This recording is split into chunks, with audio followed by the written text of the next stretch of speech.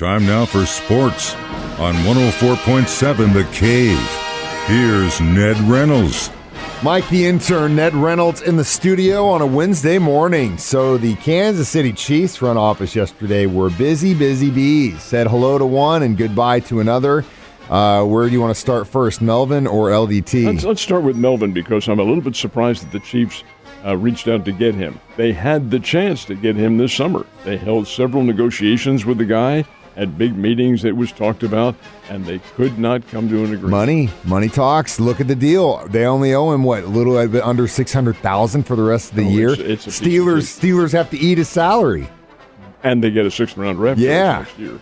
But the fact of the matter is that I guess the Chiefs have figured they do need more help on the pass rush. Is he going to be a help? He wasn't getting it done with Pittsburgh. They're willing to let him go. They play the Chiefs later on this year. And here's Ingram, who is an outstanding all-pro star in his days with the Chargers. But I really think that's personal opinion, but I really think his better days are beyond him. However, maybe for half a season he can be some help to them. It'd be nice to see if he comes over to Kansas City with a chip on his shoulder, especially when we face the Steelers in the last part of the season. He'll definitely, I'm sure, have something to say going after old Ben. Maybe. Well, hopefully. The other one, Laurent Duvernay-Tardif, I'm not surprised, but by the same token, kind of saddened because here's a guy who gave it all for Kansas City. He was opted out last year because he is a physician to spend his time and his energy and his knowledge in helping to eradicate COVID and helping with COVID patients in Canada. He is a Canadian.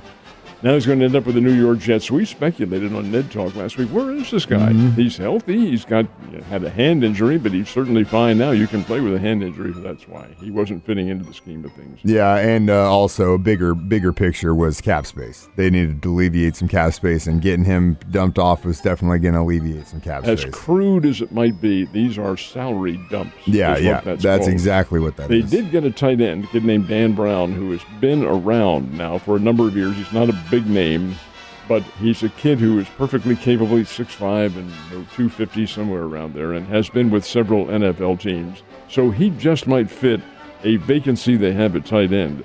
I've never felt like the Bell kid, Blake Bell, has been getting things done at all. He's more of a blocker than anything else, and you'll see him in there, and I'll kind of alleviate Kelsey at times. But yeah, it's mainly a blocking tight end situation. So goodbye, LDT. Thanks for serving the red and gold, my man.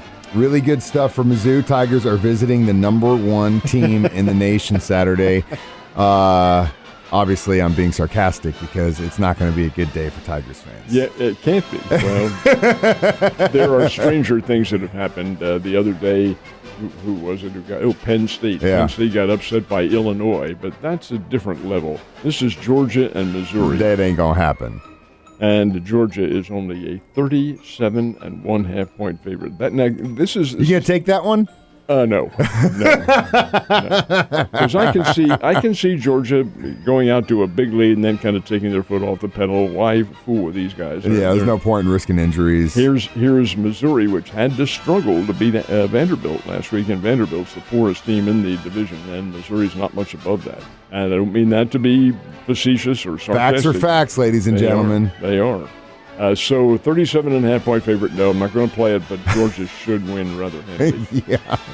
And they're probably going to do a couple big pushes in the beginning, and then, hey, you want a chance to play? Get on out there. Last but not least, are you surprised that the Dre Lady Panthers didn't receive the nod for first place in the nation in yesterday's tiny little bit, but then again, it is so close. The first poll came out yesterday. I really thought Drury would be number 1. They aren't. The defending national champs, Lubbock Christian, the team that beat them last year for the championship and has beaten them a couple years in a row, is the number 1, but Drury's very close in second place. It's a tight race, and if both teams continue to play well, that's probably going to be the way it ends up. And our friends up north in Warrensburg, they're very highly ranked. They're among the top 10 in the country. Wow, so some pretty healthy competition there, and Panthers are going to play Lubbock Christian again, probably. I think they probably will. Somewhere in the championship round they will play. I think it's going to happen again, and hopefully the Panthers can get a dub against them. You know, I'm sure you've been in this game long enough to know that it's about a 50-50 shot when you're right and when you're wrong. The level of baseball is so much different from its competitive aspect than football and basketball. Yeah. There you're relying on a lot of physical presence. Not that you don't in baseball, but when you get into a momentum and rhythm, it's more, I think, pronounced in football and in hockey and in basketball as opposed to baseball. Baseball, the secret is pitching. And if you have the pitching, you're usually going to win. And the Atlanta Braves had that. I really thought Houston would solve them back home.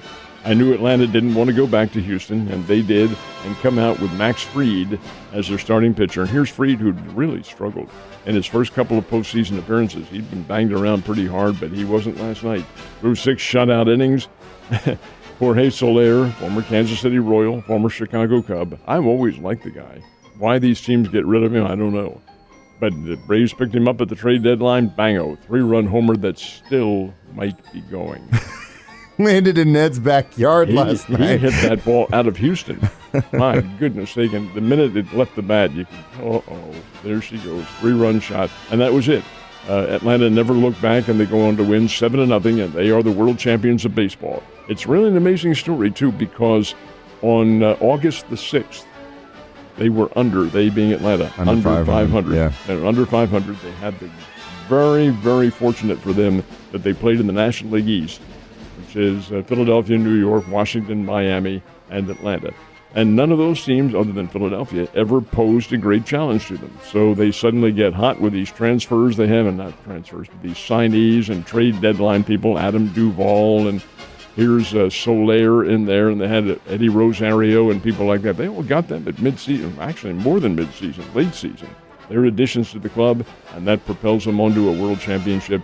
Hey, don't sell that trade deadline short. You can get well real quick. If you got a good front office that believes in what's going on, you do. And those guys in the Atlanta front office definitely deserve a vacation and a nice big bonus check. Well, they'll get it. They are. So the season comes to a close in Houston last night, and I guess congratulations to the Braves.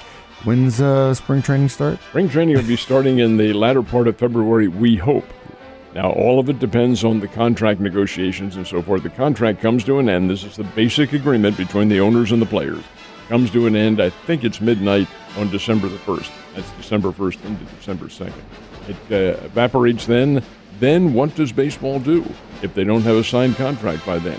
Do the owners shut down the game? If they do, that means everything gets put on hold. There's no signings of players. There's no free agents going around, no trades to be made. And spring training is put on hold, too. Now, you do have December and January and early February to work things out, but the way these idiots try to put together these contracts, I'm just appalled at the lack of wisdom with these people. So we all know what Ned's going to be asking for Santa for Christmas is a signed contract between the owners and players in Major League Baseball. All right, just one thing. I'll make sure I'll get it to the man, and hopefully he can make it happen. College football bowl rankings are out. Now we're looking at the playoffs. I can't believe it, but we are. And how are things looking? The way this works now, these are the official rankings. So the top four teams are the ones who will compete in the semifinals and finals for the national championship. Already talked about Georgia. They are the number one team in the country. And who's right behind them? You bet. The Crimson Tide of Alabama. So it's Georgia, Alabama, Michigan State, and Oregon. So those four teams, if the playoffs were to start today or tomorrow, those are the four teams that would be in it. Now, down below that, then you have the other bowl games, the Rose and the Sugar and other key bowl games as such. But in this case, these are the four teams that would be in the playoffs if it were to start. It won't. Now, these rankings will come out every week now for the next month until I think it is November the 21st, I think, is when the final ones are. And those rankings then are the ones that go to the playoffs. Be set in stone. You think Michigan State's going to hold on? Don't know. I don't have a lot of confidence in the Big Ten Conference. Ohio State is right behind them. Yeah, they are. And this is really interesting. And Oregon is in there. And Oregon beat Ohio State this year. First game of the season in Columbus, Ohio. So this is really an interesting dichotomy of teams that you have in there. I'm anxious to see what happens. I don't think the first two are probably going to change, but the last two probably could. We'll see. There might be some shuffling going on here in the next few weeks. The only way Alabama and Georgia will change, and it will happen, when they play for the Southeastern Conference Championship, which they do. That's how it ends. They play in Atlanta, and I believe it's on maybe the second Saturday, or first Saturday, I should say, in December. That's when they play, and certainly those two will be the top teams. Georgia's in the East, Alabama's in the West, and they don't play each other during the regular season. Yes, there is a crossover between West and East, but depends on how the schedules work out. Missouri, for instance, plays Arkansas and Texas A&M from the western part of the conference. Arkansas is on there every year. And they also played another team, and I've forgotten who that is, and maybe hasn't played them yet. But over and above all that, they do play each other. Georgia didn't play Alabama this year, but they will play probably for the championship. That's going to be probably one of the best games of the season. Last but not least, Chiefs-Packers. This is going to be, I know we've said this for several games this season, Bills game, Chargers game, hell, even the Titans game. These are going to be tests for the team. They've been tested a lot. This is probably going to be one of the final times they're going to have an opportunity to right the ship. If they can beat the Packers at home, they can send a message that not all is lost. You can't lie down, though, because you'd have the Dallas Cowboys in there. Yeah, of course. You've got a lot more in the season, but at the same time, if they don't look good against the Packers, it's giving me a lot of cause for concern for the remainder of the season. This will be a big test for them. The New York Giants were a test for them, but then again, they're the Giants, and maybe from a psychological standpoint, the Chiefs knew that they could beat this team and maybe took their foot off the pedal. Almost didn't work, but did get the 20-17 win. Green Bay has been off since last Thursday. That's when they played. They're getting healthy now. Aaron Rodgers is one of the all-time greats. Sure, they can be beaten, and the Chiefs are a 1.5-point favorite going into this game. That really is, because they're playing an Arrowhead. It would be vice versa up in Green Bay.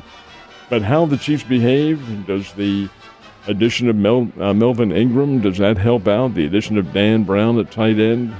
Can the Chiefs get healthy? Can they get Clyde Edwards-Helaire back in there? There are a lot of factors involved here, and the one is that the Packers are pretty doggone good. Yeah, they are. It's going to be a tough matchup, but we'll let the tension rise as we get closer and closer to Sunday. Ned, you have a great day.